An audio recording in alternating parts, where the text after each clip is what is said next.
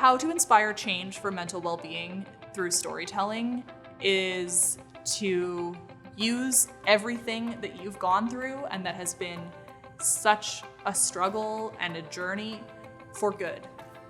And it's as simple as just being honest about who you are and what your experience has been.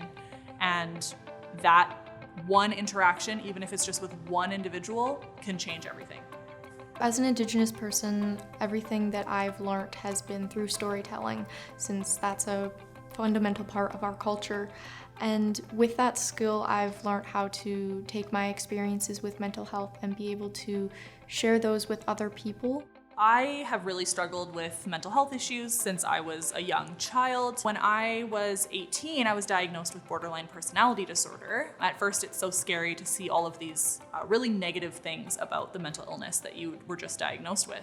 And so that really terrified me because I really wanted to make a change for people like me. And I started right out of high school doing some speaking about mental health using my own lived experience with anxiety and depression. And I was speaking to educators, physicians, and other healthcare providers to try and really shed light on what it looks like to live with a disorder that's really highly stigmatized in the healthcare system. Being able to share your story and your experiences with mental health and a variety of topics shows people that they're not alone, and they should know that there are resources out there for them and that there are people like themselves. I ended up starting a podcast called Bold Beautiful Borderline with an individual in the States, and we've been doing this podcast together for 2 years, sharing our stories. Every interaction I have where I'm open about my reality is breaking down stigma one person at a time. One of the really unique opportunities that I've had is to be able to work with youth who are in high school and are sharing their story for the first time. So I did this primarily through Balancing Our Minds.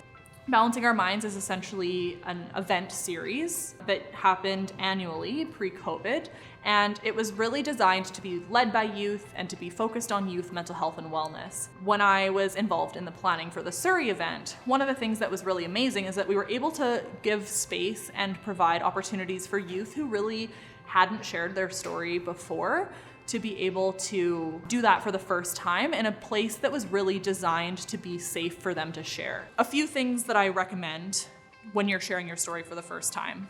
Make sure that you're ready.